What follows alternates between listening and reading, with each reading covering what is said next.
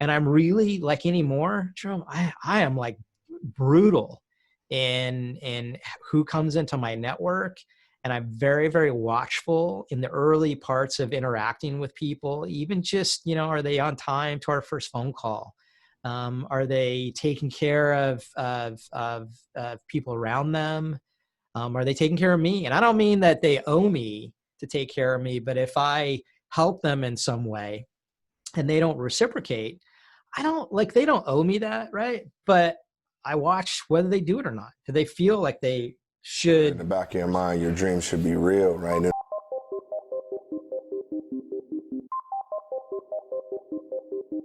Thanks all for tuning in to Dreamcatchers, where we make things happen. Dreamcatchers was formally launched to unlock the hidden potential in successful, self-motivated individuals who desire to take their life's work to the next level but need support to evolve.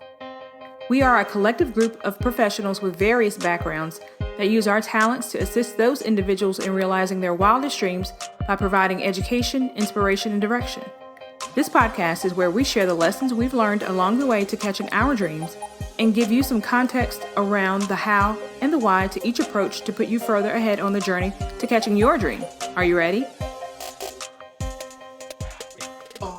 Hey everybody, and welcome to Myers Methods Presents Multifamily Missteps. I'm your host, Jerome, and I've got the pleasure of having Scott Choppin with me today. Scott, did I get that last name right, man? Yeah, Choppin, you're right on the mark, Jerome. Glad to be here. Thank you for the invite. Awesome. So if the listeners want to get in contact with you, what's the best way to do that? Best place to go is our website is www.urbanpacific.com. Take a look and hit the red button on there and join our email list. We put out weekly e-blast, a lot of good, content about, tracking the market trends, economic cycles, a lot of stuff that we're doing daily. We just put it out there into our newsletters for people to, share and trade knowledge, but also, produce value for people out in the marketplace. If you go to the contact page on the website, my email address and my cell phone number are in there. So people are welcome to email me or text, and, feel free to reach out. Wow, that's a generous offer, man. So, we've got through the contact us stuff. Let's dive into kind of your background and how you got to where you are, because you guys at Urban Pacific are crushing it. Well, I appreciate it. Yeah. So, like we talked about a little earlier, we're a real estate development company. So we specialize and really have always been a new construction developer. That's been really, we continue to own assets that we develop, but we've always been really, for my entire career, I've been in the new construction real estate development side of the business. So had started out in the world with some family background in the business. My dad and my uncle Mike were both real estate developers in different formats, each with their own company. So I got to grow up in the business, but not necessarily in the business, if you know what I mean. In other words, I saw what people did. I understood what real estate developers did. I didn't necessarily work in their companies directly. And so that was a real key, factor for me to be understanding of what a real estate developer does, because a lot of people, I mean, you know it because you're in the business, but a lot of people don't know what real estate developers are. People know the term, Jerome, but it's like, I got people all the time like, you're a real estate developer. Like, what is that? Do you build buildings? And I go, well, we hired contractors to build our buildings, but we don't swing the hammer ourselves. Okay, you design the buildings. I go, well, we hire architects, but we're not an architect ourselves. So the anecdote I use is, think of it like somebody who's the conductor of an orchestra. So, most people I think sort of have seen conductors, know what they do. And so the conductor is like a developer in the sense that they'll pick, their job is to pick the music. They form the team. They direct the practices and the performances. And this specific example I use is the conductor needs to know what the violins are supposed to play, right? Like how it sounds, how it fits with the rest of the music, but they're not a violinist themselves. And so a developer is very similar in that we put together teams of people to execute projects. We pick the location. We pick the program, I call it, which is, what's the unit mix, what's the size, what's the density, what's the format, and that ultimately it's up to us as the conductor of the project to deliver a great product, right? Conductor delivers a successful performance, and people pay to watch the performance. For us, we want to rent units, and we want to sell projects when we sell them, or have people invest in them when we hold them long term. So basically, just real short description. I basically graduated from Cal Poly San Luis Obispo in California with a finance degree. Went to work for a company. I was a subsidiary of a company today called KB Home. It was called Kaufman and Broda in the day. And that was a real estate development, apartment development subsidiary of this home building company, like Standard Home Builder. But we were a developer and syndicator of apartment communities really throughout the nation. Just got the best education ever there. Worked for some really good folks, particularly a guy named Mike Costa, who I still do business with today. Killer training. Went from, although I had background in the business, I wasn't a guy who knew necessarily how to do deals. In fact, it took me a few years to sort of get the entire framework of the real estate development process memorized, and how to be at hand from a knowledge standpoint to be able to execute on deals. Left there after a few years, went to work for a company called Saris Regis Group in Orange County, another apartment development firm. And then in 2000, left there to form what is Urban Pacific Group, which is the company that I founded and manage now in our 20th year of operations as of March of 2020. So, really just since I was 18 or 19 years old, Jerome, really have had my ambition specifically to be a real estate developer, and built my entire college education and career training around that specific, career choice, and have never, looked back since then. Wow. So, that is absolutely amazing. I had the good fortune of sitting on the board. I still sit on the board of the civil engineering department at the university I went to. And Mm. there is no conversation about development, right? They're talking Yeah. about bridges and roads. Mm-hmm.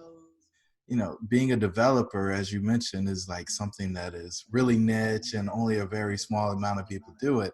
And I think it's probably because of the capital requirements, because you've got to make the money with the project, and not a whole lot of people actually have that capacity. So Yeah, it's you're right. In fact, I at Cal Poly, architecture school, construction management, civil engineering, business. In fact, when I was there, they had no formal real estate class. They had some real estate classes, but no like degree or even a minor. They're changing that now. I think a lot of schools are, but I think the thing to me that makes it obscure is that predominantly, I mean, it's a pretty small career choice professionally.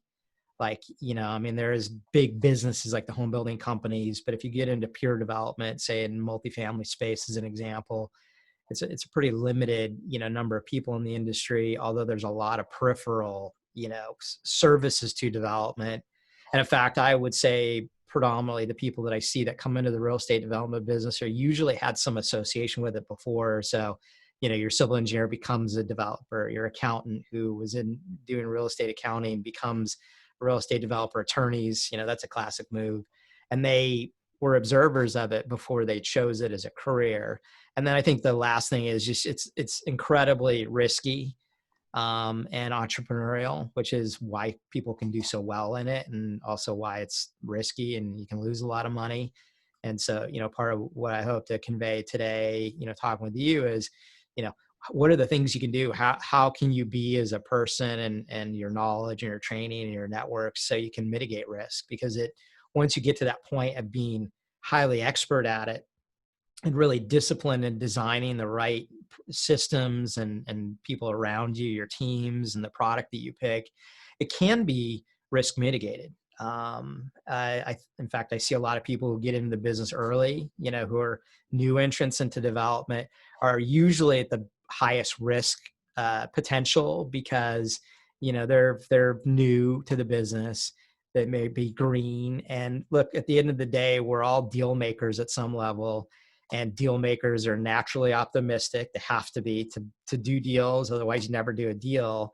And then you lay on the additional risk of a real estate developer, and, it can be very, very risky. And so I'll stop there, but I think it's just, for many different reasons, it makes it obscure. People don't even know it exists for the most part. So it wouldn't be a normal, it's not like any other mainstream career that people would pick. Generally, most people, as I said before, don't even know what it is necessarily. So I really appreciate your contribution there. And you started to go down the risk path. So, I mean, you've been doing this 20 years. Have you made any mistakes? Have you made any mistakes?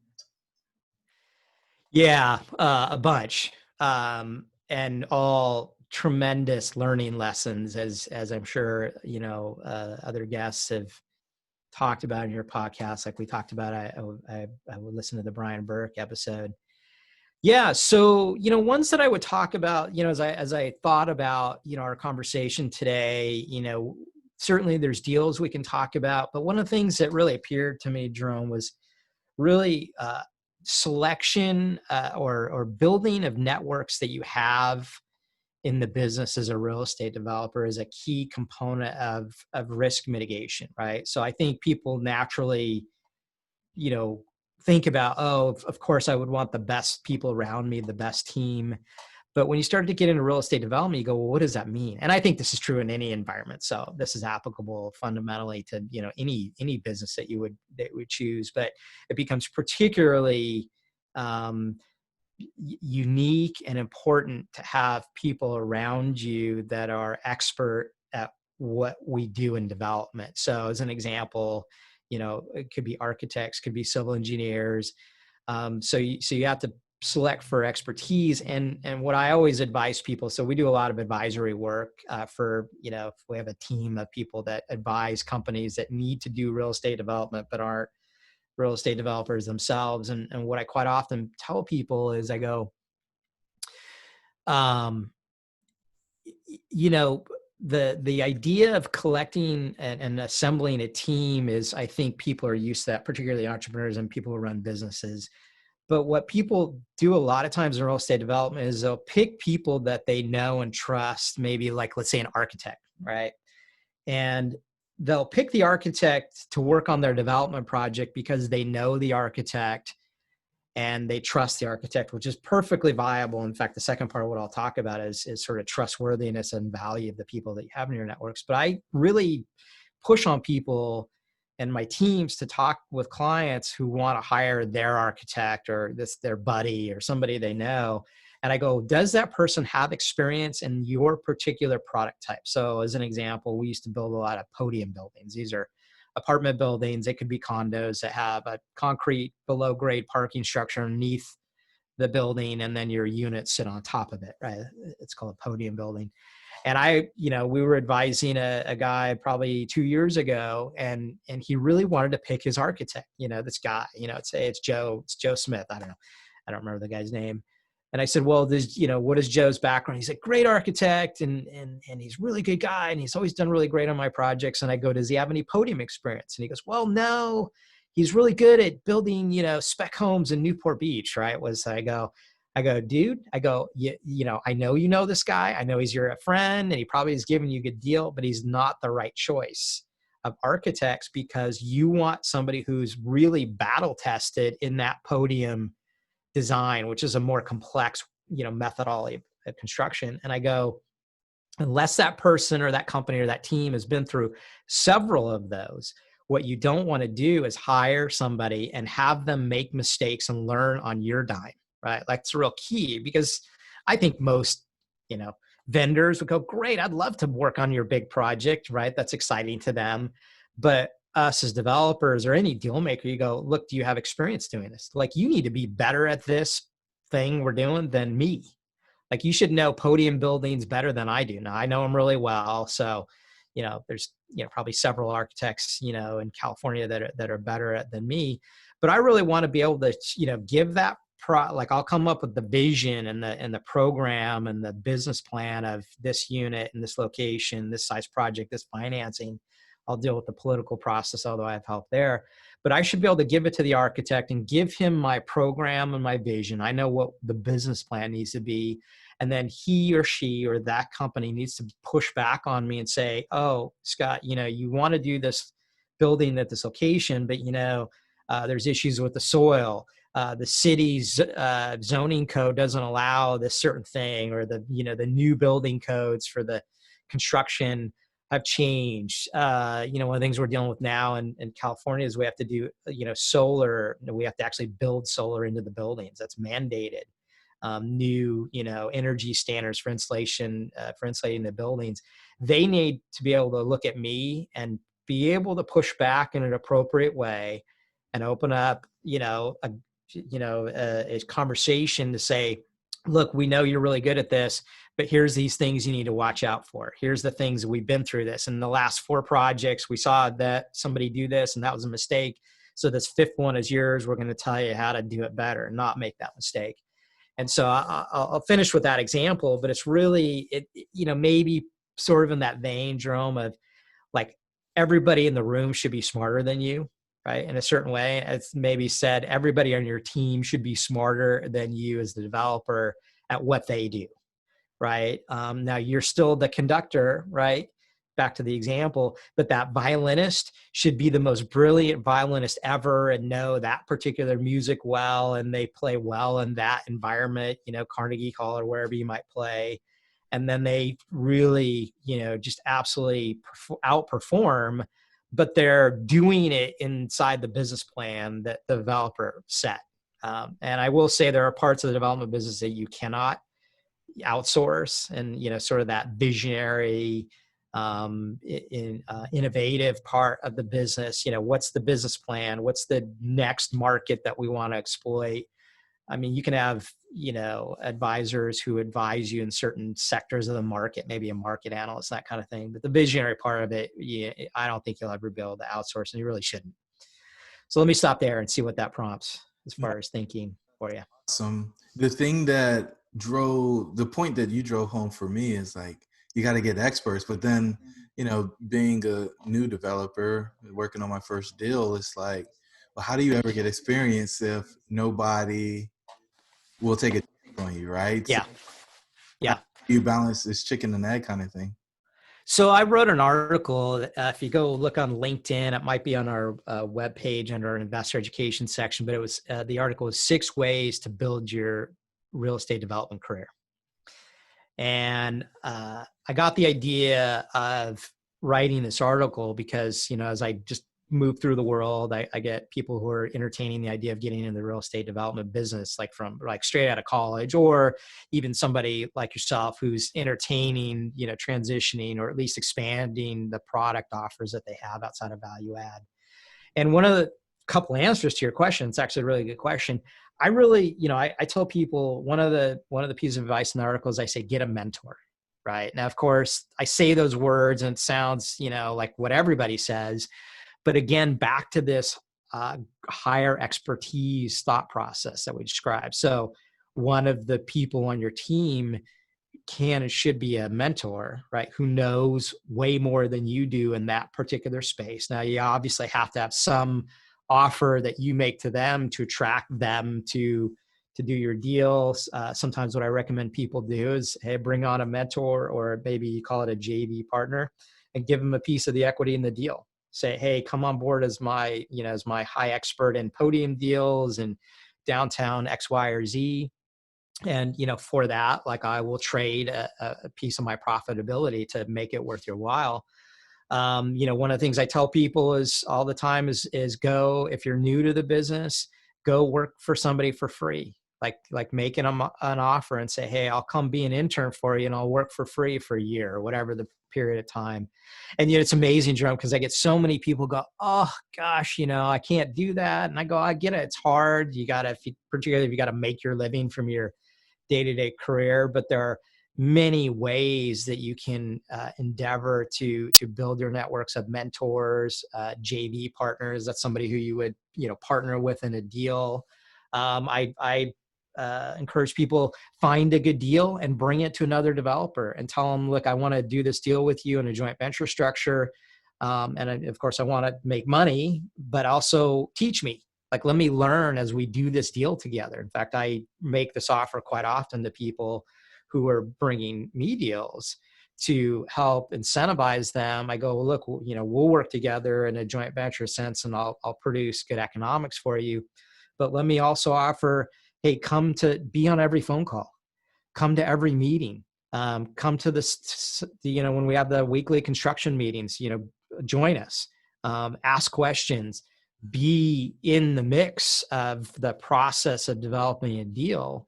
And that's frankly going to be the best education that you ever can get while mitigating your risk, right? And so you hear this theme with me of constant and never ending mitigation of risk. The other thing that I counsel people is to, simplify deals as much as possible. The term I have, or the saying I have, is complexity is the enemy of profits in real estate development. And so when you joint venture with somebody who's better at it, not everybody will want to teach you, by the way. They'll go, great, we'll JV the deal, but don't ever call me. You'll get people who say that. But I think if you talk to enough people and you find the right kind of people, I would put myself in that category that, look, having somebody who's there to ask appropriate questions and to learn, is not really much more work than doing a regular deal. In fact, if you're the person bringing the deal, you may have more knowledge about the local market, about the politics in a particular city. Maybe it's your hometown, you're from there, people, right? You're going to continue to be involved, like, necessarily in a development deal. But I really would encourage people to sort of set that up in the beginning. So one, people have the correct expectations of involvement, and then just go to town as the person who's learning, and, you got to be sensitive to asking too many questions. There's such a thing. But I would encourage people, read every document. You get the title report, read that sucker, go through every one of the exception documents, talk to the title guy, read all the partnership documents, read the operating agreement for the LLC, read all the conditions of approval for you got a planning commission hearing, study everything. That's what I did when I was a project manager working for Mike at KBMH. Dude, I read every document I could get my hands on. I mean, it was the most boring stuff ever. My God, it was boring in some cases. But after a while, I knew every document. I knew what a title report was. I knew how to, obviously go through and assess it, and, write a title memo, and, object or reject certain exceptions, and why were you doing that? There's a lot of people that you can use as resources that are always involved in a deal that, given appropriate, number of questions and time spent, ask them questions. How do you do this? What do you do? What should I look for? What's the danger zone points? Where am I going to fall off the cliff if I don't watch out for it? And people will usually, who seasoned executives will always want to help you do that and learn that. If not, you can bring better deals in the future. It's beautiful, man. I really appreciate that. I think a lot of people think real estate investing is something you can just go do. They would go to technical school for 2 years to become a plumber, but they think they're going to go buy a multi-million-dollar business or build a $10+ million project without any education or anybody. Well, you can, and lose money at it, right? Right. And look, people are lucky. I've had more people who I didn't think could make deals actually make deals. So I don't say that anymore, because, sometimes people are able to get it done. But the reality is, this is a game of probability of success, right? At the end of the day, if you're going to make money sustainably as an investor, a sponsor, or a developer, you have to perform. Like, even when you and I got on, it's like, hey, we got to continue to find new deals, make new deals, execute new deals. And so it's, gosh, we all wish there was that one deal where you could do the deal and then you never have to work again. Like, it's like the holy grail, and maybe people do it. But if you're going to be a professional in the business, you're going to do many, many, many, many projects. And so you have to, orient around really a long-term model of competitive learning, and there's ways to expedite it. Getting a mentor, JVing with a more sophisticated partner, these are ways to accelerate that, right? But I know people who went and did stuff. I mean, even some of the people that we advise, like I casually would tell people, hey, don't hire that architect. And then the person went and did it anyways. And then 2 years later, I'm talking to him. I go, hey, how'd that go? Oh, it was awful. That architect was terrible, right? And I go, remember I told you? They go, yeah, I know. And I go, well, are you gonna, use the, you're gonna find the architect that I recommend. I don't necessarily say use my architect, but make these assessments appropriately. No, I got another dude. I go, does he have podium experience? No, but he's another good guy. Oh, 2 years later, right? And I don't like wish anybody to ever have to go through that process. And that's the hard, expensive way to learn. And I've done a bunch of that myself, by the way, Jerome. This is how I know this. But use some of these strategies, some of these tactics, and pick the right people. Again, back to networks, and you will accelerate. I mean, just the whole universe of podcasts. I mean, there's so much knowledge out there now that wasn't even available, 5 or 10 years ago. It's the learning opportunities are just insane, really a lot, if you take the time and are oriented around being open to getting new knowledge and being the type of self that says, hey, I need to learn these things, and not so aggressive that I can just do it on my own or think I can do it on my own. Beautiful. So you mentioned that this because you made some of these mistakes. Mm-hmm. What were the 2 or 3 biggest mistakes that you made, and what were the lessons associated? Yeah, great question. So I talked about it a little bit earlier, but one of the things is picking the right people to work with, and I call that networks or networks of capability, and to really pick people that are expert, which I mentioned. But the second part, which I just alluded to briefly, is really picking people who are the right selves. Are they trustworthy? Do they really know how to do that? Not that they say they do it, but they've actually proven that they have the capability through accomplishing, getting projects done and making money. So really picking the right people to do business with, maybe call it partners, maybe they're vendors, maybe they're JV, partners. And, that I think when people are young, or they're early in their careers, everybody's so like after getting the first deal going, right? They're like just super like aggressive about wanting to do that first deal. And I get it. I mean, again, I was that same way. And so what that does is it causes you to make like not the best choices. So you might pick the wrong partner. So the example I give is early in the days when I formed Urban Pacific, I partnered with some people that were really good deal makers. They were great, like deal finders, deal makers, but their personalities were awful. Like ethics were bad, dishonest, manipulative. And I sort of traded. I go, oh, well, this person's a great deal maker.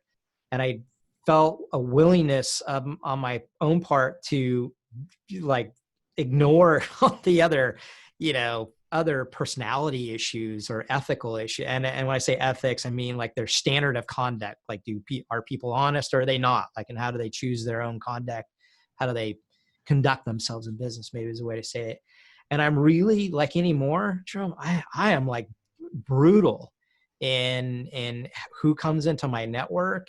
And I'm very, very watchful in the early parts of interacting with people, even just, are they on time to our first phone call? Are they taking care of people around them? Are they taking care of me? And I don't mean that they owe me to take care of me, but if I help them in some way and they don't reciprocate, they don't owe me that, right? But I watch whether they do it or not. Do they feel like they should reciprocate, that they see enough value in the knowledge that our company conveys or whatever the business offer might be? And I'm really, really a stickler. If I don't see early signs of that, what I call obligating to us or to me or to the company, or if they act contrary, I'm super quick to get rid of people. And it sounds harsh, and it is, but I will tell you, as I've oriented this way, and by the way, I'm in a total good mood about it, right? I don't push people out unnecessarily. I just say, hey, look, I gotta, here's how I put it. I gotta take care of my family. In order to do that, I have to produce successful, valuable, profitable projects. And it just doesn't look like there's a way for us to work together where I can see a clear pathway to producing that. And so, therefore I'm going to have to, pass, or, I can't continue with it, with them, or with the deal. And I do it that way because I'm in a good mood about it. It's a powerful way to be picky, to be selective, to make grounded assessments about people and their ethics and their value and their knowledge and their accomplishments. Because if you don't orient that way, then people can talk their way into being around you and being deals with you, and you're ultimately, me or you as the deal maker who pairs up with this person, can be damaged, right? I think even the Brian Burke thing he was talking about, reputation, the episode that you were on with him, and I go deeper than just that necessarily, but your identity can be damaged, deals can be damaged, relationships with others, say equity investors or lenders that you would involve in a deal, and if this person's around you and causing breakdowns or just being a bad actor, it reflects back on you. And I think when I say that, people go, of course, but really the key is to be very, very rigorous about it. Like brutal is the term I use. In a good mood, enthusiastic about like having the best people around you, but also a willingness to move, with velocity when it's not working. Right. And to just, like be in front of that process. So I think picking the right partners with good ethics and good accomplishments would be, I think, the high level way that I think about that, that first part. What's up, tribe? It's your host, Jerome. I just want to let you know that we put together a free 15-point checklist for exiting the matrix. Jump on over to dreamshouldbereal.com in order to pick your free copy up. Let's get back to the show.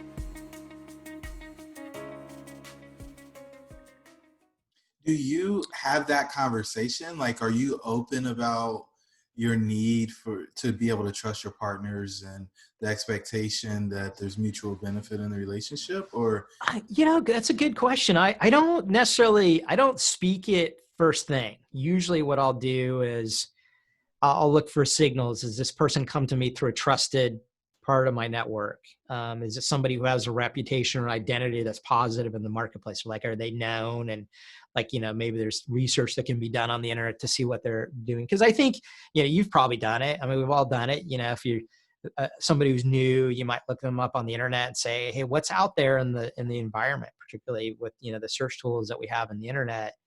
But sometimes, you don't see anything. Sometimes you see negative stuff. I'm usually more worried if I can't find anything about the person versus something that may be, slightly negative, although I do pay attention to that. But I really, where it's like what I said before, I'm really conscious and conscientious about one of the ways that I moved around when I first start, talking to somebody about a deal or partnering or whatever the offer might be, is I will usually always offer a gift. And I don't mean like a physical gift. What I mean is they bring me the deal and we sit and we have a team meeting. I will usually give feedback on the deal. Oh, here's something to think about this, location. Maybe it's really great. Maybe it's bad. Maybe it's, decent. I'll usually give them advice about how they're moving in the world. Maybe they're bringing a deal and they don't have the deal in escrow. Like they're not controlling it yet. They're bringing it to other people to joint venture with. And that's a weak position to be in. You really want to control the deal so somebody doesn't, move around you. I'll speak that.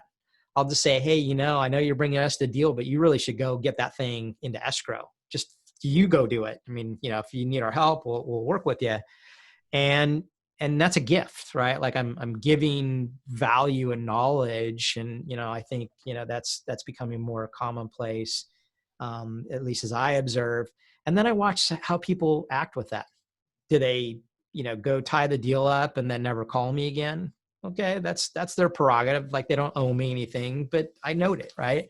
And so usually it's that little signals in the beginning that really, to me, in fact, I teach my team this. I go, you got to watch for the small early signals, because that's usually how people are, right? I don't think, unless somebody's a master manipulator, who's really good at that, which there are people out there in this business that are that way. But I think most people they just, move through the world in their own way, and either they're good at it. And usually, by the way, the all the highest income earners that I know in my life, the people that have built the most wealth are very, very tuned into this. I mean, they are this way that I'm describing of being, high value to people, but looking for high value in return. They live that, every minute, every day. And then you got the opposite end of the spectrum, which is like a bull in a china shop. People just go in and they're wrecking stuff, and they're wrecking relationships, and they're damaging identity, and they're losing the deal, they're losing money, whatever. Those are all examples of it. And that's another extreme, right? These are, these top 1%, high net worth people. And then you got the bull in the china shop. They're on opposite ends of the spectrum in regards to like a philosophy of taking care of people as much as they are getting taken care of. So hopefully that answers your question. And, I mean, if you're deep in the deal, you can still make assessments of people. Obviously, you probably are committed if you're that deep into the deal, if you're now realizing that you should look at somebody in this new way. But I think most people, Jerome, the signals are really obvious and upfront. I think the difference is whether people want to pay attention to them or not. And back to, young or new deal maker wants to make that deal so badly that they'll gloss over those trouble signals, and then they get stuck, right? And I did that, right? So that would be another one, is missing those early signals and then getting out because you're so want to do the deal. In fact, I have this funny saying. I when I was a young project manager working for Mike, I would say there's no deal I couldn't make work. There's every deal could work, Jerome. There's hairiest deal, most difficult political environment. Man, I'm a good problem solver, and I am. I can make that work, right? I can solve problems. But now I'm the total opposite. I go, I don't want problems. I don't want friction. I want to reduce that. I want to reduce breakdowns. I want to increase odds of success, right? That's where the saying complexity is the enemy of profits in real estate development, because although real estate development is never a simple process, you can move to simplify either, in the choice of deal, choice of market, choice of product type, choice of partners, lenders, capital, JV, choice of vendors. All those go to reduce complexity because people are expert at it. You're expert at it. Now I'm like super brutal on deals, right? If a deal's got any little issue and I have to stretch even in the minorest way, I got to, a classic one is, for early, new deal maker is rent should be, $1,500 a month for that unit. That's what the market's telling you, right? But you're so anxious to do the deal. You go, maybe I think we could get like 1,600. I feel like we could get it done. Squeeze And it. I'm like, no, dude, no, you got it 1,500. Maybe you should be at like 1,400. And I'm using generic numbers, but you get the point. And I'm so much like that now. And I instill that in my teams just to go, look, just next. Cause there's never enough deals, want an unlimited source of great deals, but that's really the art of it, is to be able to source deals, but then make grounded assessments of them early so that you don't waste time on something that's, never going to work, or maybe said better, is going to reduce in a great degree the probability of success. And that's really what it comes down to, is risk mitigation, is just increasing the odds of success by mitigating risk, reducing complexity, increasing velocity, right? Removing friction from the process. That friction's always there. It's just, are you, the self and the developer and expertise and people around you, enough to pick the right deal and get rid of the bad ones? Beautiful. So pick the right partners, step one, and don't run stoplights or stop signs, right? You see the thing, Yeah. not align with your core values, get out Right. instead of just trying to force it in because you want to get the deal done.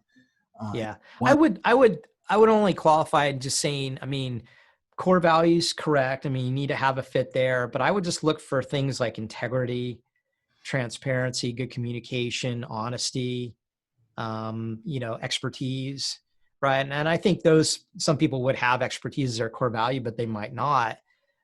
You really want to, be picking people that have good ethics, good standards of conduct for themselves and for you. That, honesty would be one of them. Good communication would be another one. but that are also proven entities in the business, right? And, by the way, those people always want to get paid more. So there's a cost factor. So sometimes I think early deal makers, they want to cheap out. Right? They don't want to get the best architect for that product, and maybe the people they need are in demand, but the best operators, best vendors, best partners in the business are in high demand. That's why they're in demand, is because they are that type of person. You just have to, as the deal maker, be in recognition of it and be able to give them a valuable enough offer in your deal or in whatever you might pay them to attract them to work with you. It can be done. And I tell people, like, when you JV your first few deals, you're giving away a big chunk of the deal to others. And that's a mistake I think a lot of beginners make, is they're trying to go, I try to hold all the profits for myself. I want to try. And like, I get it. Right. I mean, everybody's driven by economics in this world. We live in an economic world. So that's, that's the profit motive. But it was so much better to give away a big chunk of your deal and then sit at the shoulder of somebody who's really, really good at it and watch them, what they do, and have them, how they avoid mistakes and how they reduce complexity, how they increase velocity.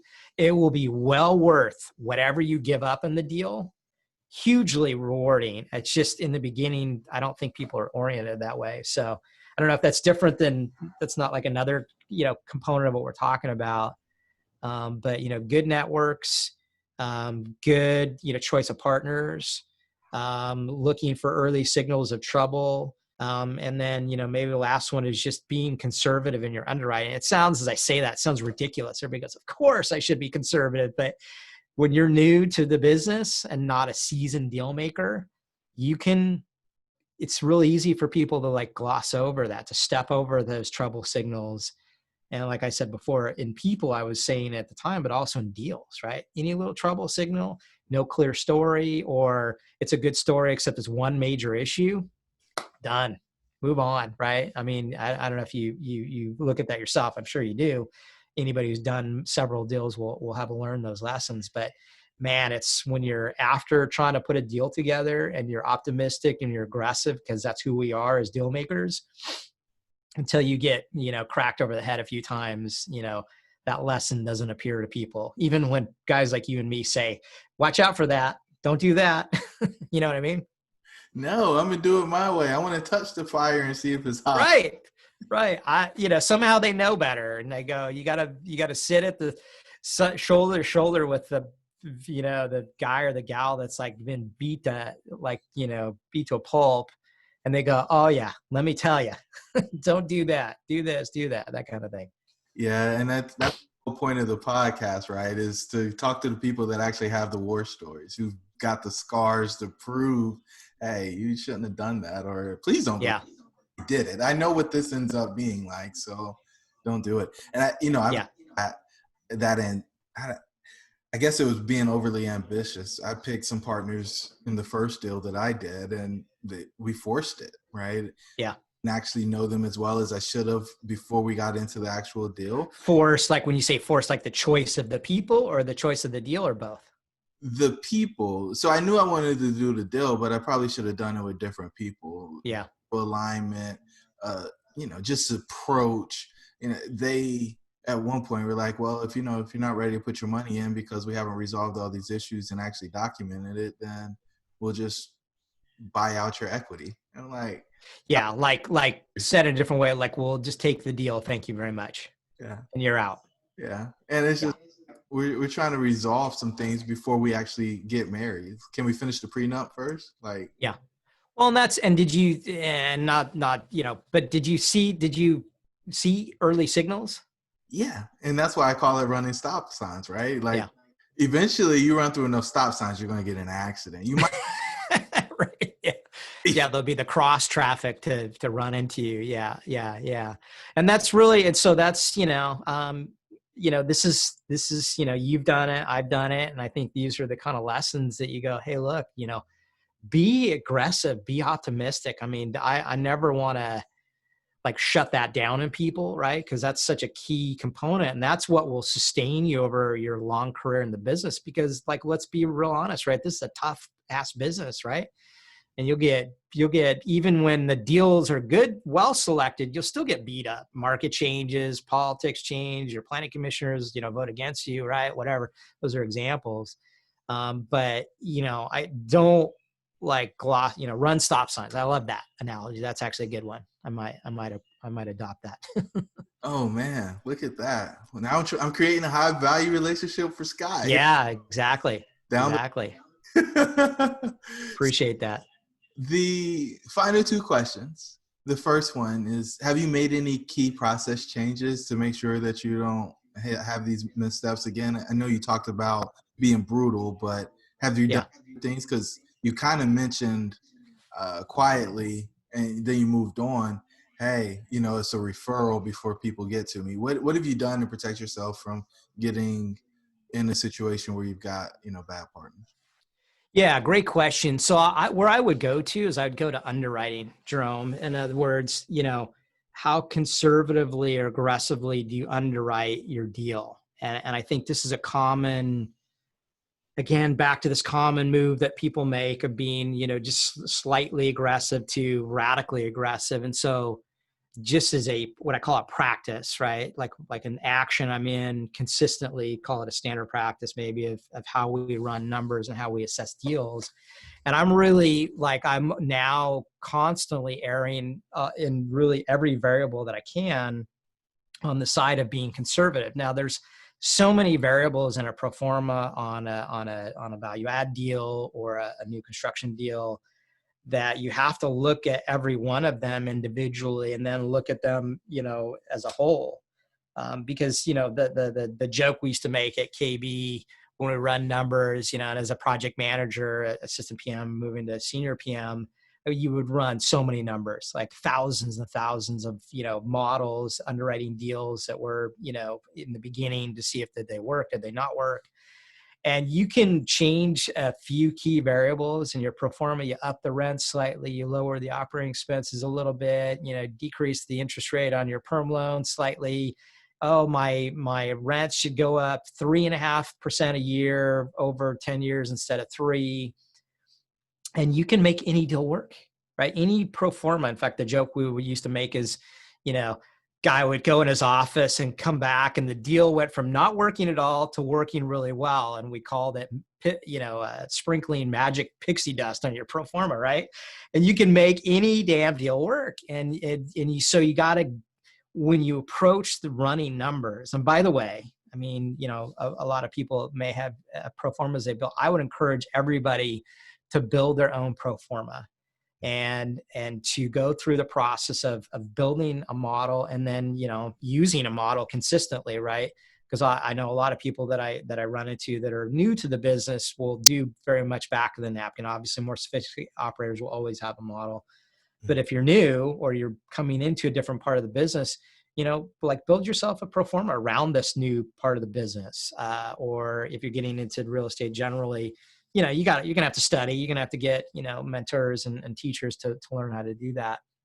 But what basically the point I'm making is that, you have to look at each number, rents, operating expenses, your build cost, your interest rates, and look at them, projecting out several months to several years, depending on what the variable is, and really look at it and go, I'm not going to believe that things will get better. I have to assume that things either remain neutral or get worse, right? I can't project a rent. In fact, this is a thing in the particularly in the big institutional world, people will trend rents, right? So they'll go, oh, it's going to be 3 years to build my large apartment deal.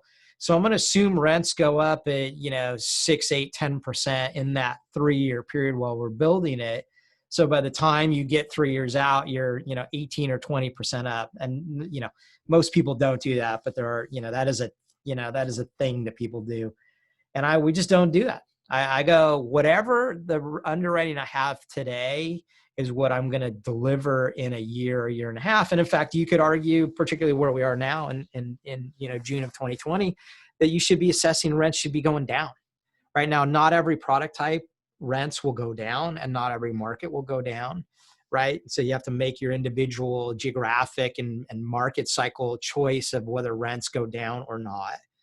like for us, for our workforce housing model, we're actually having good success in lease rates and velocities, and that we're actually able to get better rents than what we perform at. But we're like a really unique answer in the marketplace that's really what we call recession resilient. We happen to do large family units where families will come together or roommates come together. And so this is a place that people go when they become economically defensive, right, in a downturn. But I think if you were looking at, one bedroom or studio unit in a brand new luxury mid-rise product in downtown LA, I'd probably, in fact, I've been, sharing this with you. I think that's a place for rents to go down. San Francisco, I was watching something yesterday. Rents are down 9% in San Francisco because people are like getting out of town. Like, what is it? 1 out of every 13 renters in San Francisco were breaking their lease and moving out of San Francisco. Well, that's not a surprise in this coronavirus era. And, it's one of the highest cost markets in the United States. So there's always going to be a certain underlying component of the marketplace that wants to get out. It's too expensive. But as soon as anything starts to move against that market, then it's going to drop more aggressively. So, I think this conservatism in every place that you can be in your modeling is a really important technique. And then as you get through the deal, as you're actually executing on the deal, what I find is that there's always some trade you need to make. Oh, the rents went up a little bit, but then my costs went up a little bit. And so when you have this conservative, like this cushion, I call it, in multiple variables within your model, it gives you the latitude when things go against you. Sometimes they're favorable. Maybe rents go up, like I said, and costs go up. That's going against you. That at the end of the day, you've got enough room to maneuver that you end up generally delivering the product at the returns that you promise your investors, but you gave yourself the latitude for mistakes to happen in the market to go against you. Now, I'm not talking about radical black swan rents went down 50%. I mean, no deal can, survive that sort of a test. But there's things you could still do. Maybe you don't use debt in your deal. You do all equity, and then you don't care what you don't have a loan payments. You don't care what the rents are, but those are extreme. And you do think about those. And so it's sort of back to this idea of probabilities within a deal. So by underwriting conservatively, as trite and basic as that sounds, a real disciplined conservative underwriting, right? Where if it doesn't make it when you underwrite conservatively, then you don't do the deal. And this is that new deal maker go, oh, I want to do that deal. I love this site. I got this, I got that, whatever. Done, right? If it doesn't make it through your conservative underwriting process, then you pass. I mean, over the last probably year or so, we just were not sourcing land parcels that were effectively priced for our model. Now we go into B and C neighborhoods and build workforce housing. So we acquire in working class neighborhoods. So we're a little bit different that way, but still the market was going up, land prices were going up. And so what it ended up doing is because I kept passing on deals, we sort of naturally shrunk our pipeline of opportunities to the point where we had tapered off pretty aggressively as of February or March of 2020. I just wasn't finding that many deals that got me excited where we could underwrite conservatively, Jerome, and go, oh, we can still make good money. And there are deals out there like that, I promise you. Now you got to hunt through a lot of stuff to get it.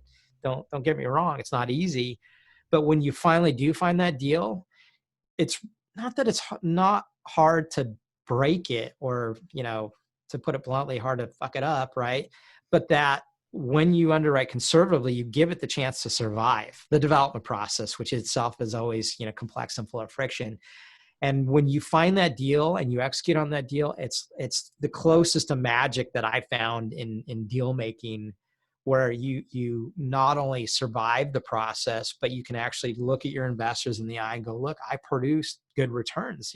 Here's your check back, here's your money back, here's your yield. And there's no better feeling than that. And that's then the natural next step for attracting more capital and more investors. And so like in our UTH model over the last 3 years since we created that program, and we were in a good market, mind you, right? I'll specify this, but, we were averaging 22, 23%, internal rates of return on the deals that we built and sold. We're looking at 20+% internal rates of return on long-term hold. We now are converting everything to 10-year plus hold periods for our investors and ourselves. But because we've executed on enough of these deals in this particular program, we've worked out all the kinks or most of them, and we're always learning, of course, and improving.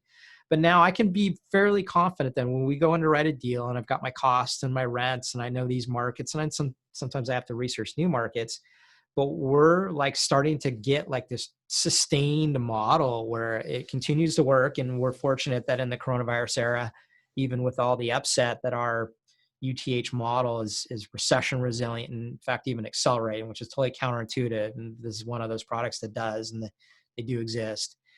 But we got there through, the early stages of this entire business plan by just being fairly disciplined and doing the same thing over and over again. And it's boring in some cases, but I love boring.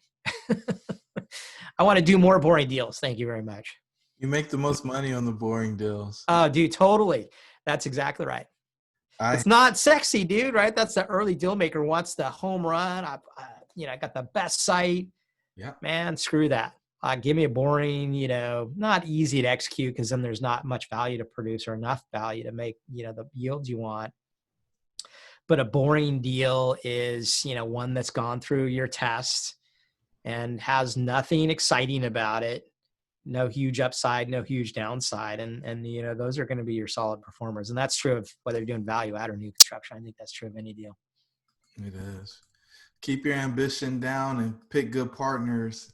Do boring deals and you'll make some money.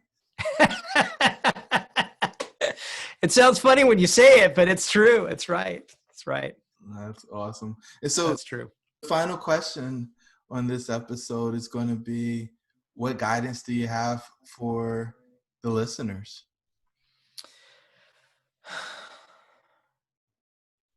So a couple of things that I'm in really in the last few years, I've really been focused on expansion of my what I call fundamental strategic knowledge. So this would be outside of real estate, but just so I learned with a group called the AJI Network up in the Bay Area, and the founder of that is a guy named Toby Hecht, and he's what he calls a business philosopher, and he's really all about learning fundamental strategic or business knowledge in order to more effectively operate in what we now are finding ourselves as the most rapidly changing environment in human history. Internet, computers, unanticipated effects from things like coronavirus, but we're becoming more and more connected and in a rapidly changing dynamic environment and competing globally, right? And that's the most we've ever been in human history. And so in order to do well and be competitive in that sort of a marketplace, you really have to go really to ultimately to fundamentals. In other words, things that underlie business operations. This would be knowledge. This would be practices. This would be, laws and mechanics that economics 101 in some cases. But you'd be surprised how many people are sort of caught up in old ways of operating, what I call IR3, but sort of the last industrial age. And we're now in the fourth industrial age, IR4 we call it. And that's the era of computers and the internet and competing globally and learning and having to compete, in competitive learning practices. In other words, we can no longer leave high school or college, and that's the last time that we're ever really, working on expanding our strategic and fundamental knowledge. So I would encourage people to really, in real estate, you have to learn your specific knowledge to operate effectively in the real estate space, right? And that's what I've spent, almost the entirety of my career doing. And since, 2012, now going on 8 years, I've really been, a practitioner of studying, fundamental strategic knowledge and how to compete in what is, a brand new environment. 10 years ago, we didn't have social media like we do now. 20 years ago, we didn't have, supercomputers in our pockets, right? Looking forward, where, quantum computing is now going to become a commercially available thing here very quickly. Things like cryptocurrency, the blockchain, Bitcoin, We're in a era now, and particularly accelerated by coronavirus, like we've never seen change like at this rate. I mean, the adoption of Zoom was like, we all thought it takes several years to be working the way we are, and it went in several weeks. I mean, the pace of change is incredible, and it can knock people off balance if they're not oriented around how to think and operate fundamentally. So I would encourage people to really reorient themselves to how they learn, and that ongoing competitive learning and ongoing competitive learning practices is a requirement.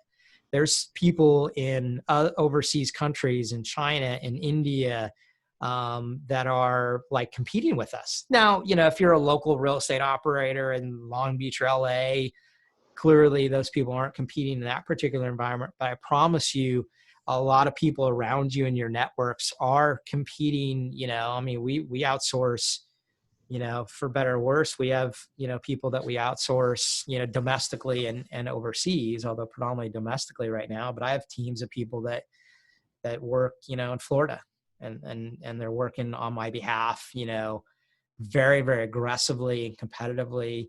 And that didn't exist, before, computers, and particularly the internet and smartphones. And so people need to be cognizant of that. Like, they need to notice it. And then they need to start preparing themselves by learning to be effective, strategic, and competitive in this new, rapidly changing global marketplace. And it's not like we've ever seen, Jerome. It is new and an accelerating pace of change, that, I think it's starting to show up for people now that we're in this coronavirus era.